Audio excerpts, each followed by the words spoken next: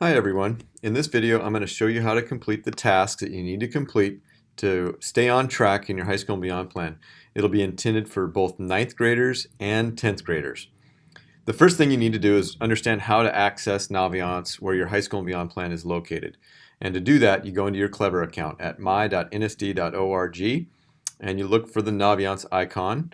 It's typically found under Learning Resources here, and you'll see this button here that says Naviance, and you click on that button and it will take you to a page that looks like this. What you see here is your Naviance landing page, and from this page you can access the list of tasks that you need to complete to meet your high school and beyond plan requirement. The high school and beyond plan requirement is a grad requirement that every student needs to complete in order to receive their diploma, and it's comprised of about 10 tasks that you have to complete over the course of 4 years, 9th through 12th grade. And we work on a couple of tasks each year.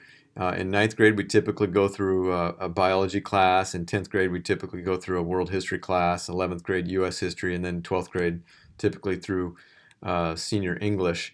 Those are subject to change, but we try really hard to make sure that you're getting one period of class time per year to stay caught up on your high school and beyond plan.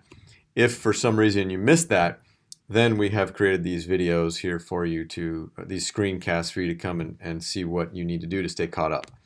So that being said, to access the list of tasks that you need to complete in Naviance, you go up here to Planner, you click on that, and you hover over Tasks and click on Tasks, and that takes you to the list, the page with the list of tasks that you need to complete. And they're broken down to two categories. One, tasks you need to work on, and the other is tasks you've completed. Obviously, it's pretty self-explanatory. Once all of these tasks you need to work on are completed, they'll all be listed over here, and you've met your requirement. We're not expecting you to do that until about the end of first semester, your senior year, maybe a little bit before that. And so just know we're going to work on it a little bit each year and make sure you don't get too far behind.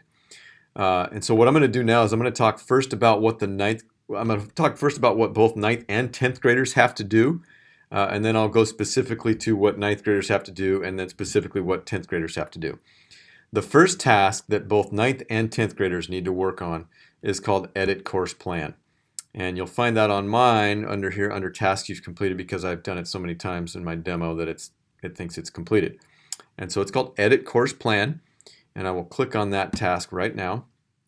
And it brings up this little this next screen with this little road sign kind of pushing me over to the right, where I have a hyperlink here on the right, and I'm going to click here.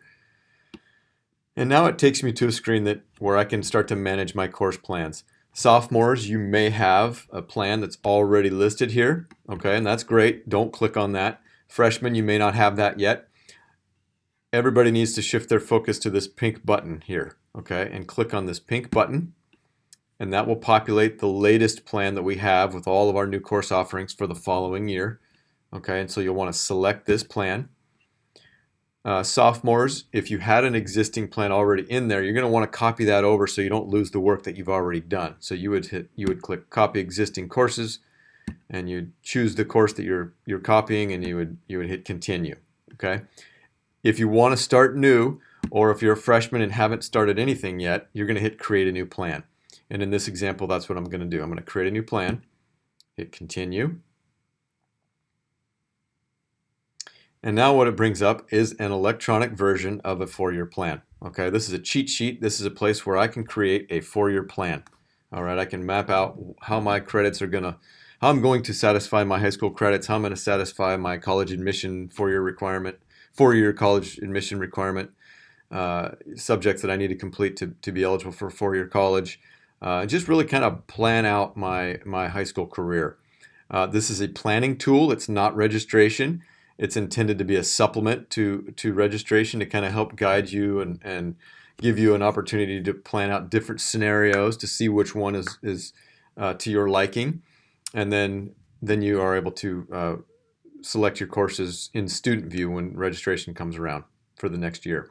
Okay, so there's a lot going on here, and the first thing I'll kind of describe to you is just we got up here at the top, credits required. 24 credits is the requirement. That's what you guys have to get to in order to meet your credit requirement for your high school diploma. Okay, when I start adding courses in here, it's going to start populating, it's going to start adding them in here, and this number is going to go down, and this number is going to go up as we progress towards our 24. The 24 credits are broken down by subject, as you guys know, and so you need 4 credits or 4 years of English. You need 3 credits of math, 3 credits of science, 2 credits of health and fitness, 3 credits of social studies, 1 credit of fine visual performing art, 1 credit of career and technical education, or CTE, and then 7 credits of flexible or elective credit. And keep in mind that world language is found in the flexible credit category. Okay, the only exception to that is if you take ASL. ASL can be counted as a CTE class, and therefore, if you want a year of ASL to count as your CTE, you would add it right in this section. And then anything after 1 year of ASL would go down into the flex credit section. Another tip for you guys is what I recommend you do is you think of these subject areas as buckets, and each bucket can only hold a certain amount of credits. And once that bucket is full, then you're going to want the spillover to go down to flex credit. Okay. For example, let's say I take more than 3 credits of science. Okay, it's full at 3 credits. Any spillover goes to flex credit. Math. If I take more than 3 credits or 3 years of math, including a math that I may have taken in 8th grade that counted for high school credit, anything else above that goes down here to flex credit. Okay, and so and that's what helps knock down this 7 credit number. Okay. Another thing to think about here is if I did take a high school class in 8th grade, I need to add that here. I can go over here to 9th grade and click on this arrow, and it populates an 8th grade column. 8th grade column here will allow me to add my math from 8th grade as well as my language from 8th grade. Those are typically the 2 classes that you've taken prior to high school starting, or prior to starting at the high school campus. If you took something in 7th grade, you can't add it here, so just start where you started in 8th grade and then go from there. To bring it back to 9 through 12, you go up here to the arrow, and then you'll bring it back to 9 through 12. Another thing to keep in mind, you can only take 7 credits a year. Typically, unless you're in a special circumstance where you have an 8th class. In that case, you would have 8 credits listed here, but normally it would be 7. So if you add your 9th grade courses in here and you end up with 6 or 5 or 10 or 11, you've done it incorrectly. You need to check student view. Make sure you get your classes listed accurately in there. Same goes for 10th, 11th, and 12th. There might be some exceptions there where you don't take a full schedule your senior year, you have an early dismissal or something like that, or maybe in 11th grade as well. So consider that as well, but just be aware of how many credits you are adding to make sure it accurately reflects what you are taking or really truly plan to take, and not any more or any less, so that you get an accurate plan. Okay, so to add classes, simply go to the category you want to start with. I just say start with English and go down. So we'll go to add courses for English.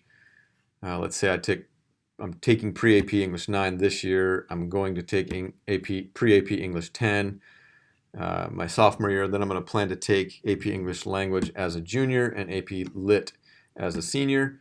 Scroll all the way down to the bottom, add courses to my plan. And now I should have a 4-year plan in English all taken care of. I know what I need to register for the next year, and that's all done. That bucket's full. I would do the same thing in math. Okay, it looks just like that in math, so I won't show that one. Science is a little bit different because there's a lot of different options for you in science, each grade level, and so we have it in a different kind of format. It's formatted by a list, and you populate that list by hitting the plus sign here.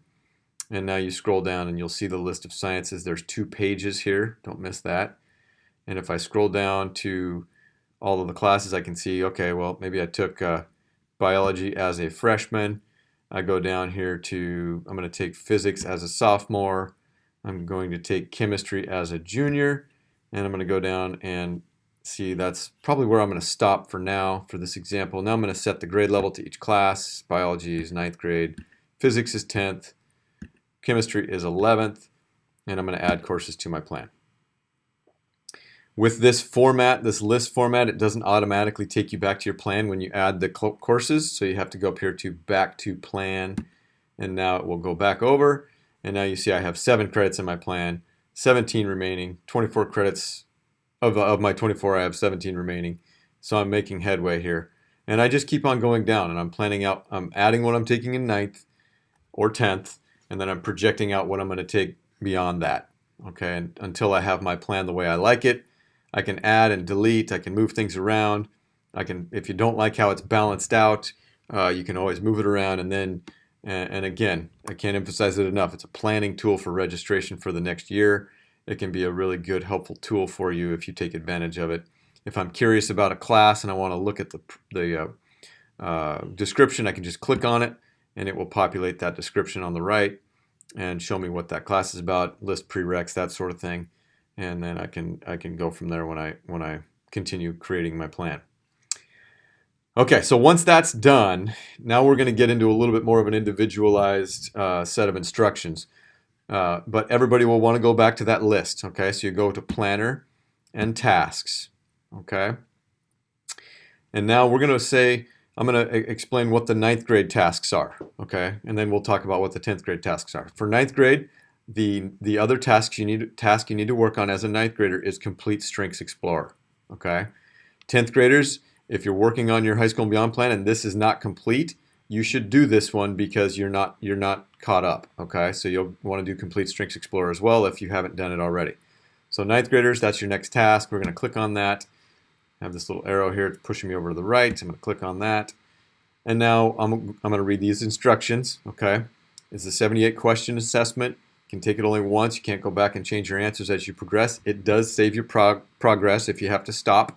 The Strengths Explorer is basically going to help you understand what your talents are and reveal your potential strengths. And then from there, you have the opportunity to look at career pathways that are suggested for someone like you and take a deeper dive into those pathways. It will allow you to see wage activities, careers in that pathway, or I'm sorry, wages and kind of a day in a life, the activities you would do in that potential pathway. It'll even show you plans of study, classes you would want to take or might consider taking during high school and college to help you down that path if that's the route for you. So it's very helpful. I suggest taking a deep dive on it. And if you have questions or you want to have a meeting about it, definitely come and see me. I'm BJ Dawson. I'm in the counseling office at Bothell, and I'm happy to work with you on that. Okay, so that's the second task for the high school and beyond plan for 9th grade. Now we're going to go back to Planner and Tasks, and I'm going to show you what the 10th grade's high school and beyond plan requirements are. In addition to Edit Course Plan, 9th graders need to work on Complete Career Interest Profiler, Add Careers to My List, and the final one is AchieveWorks Personality. And keep in mind with AchieveWorks Personality, there is another one called AchieveWorks Productivity. Okay, that one is a middle school recommended task that you don't have to complete as a part of the 9th through 12th grade program. You can do it and it's recommended, but Personality is the one that you would do as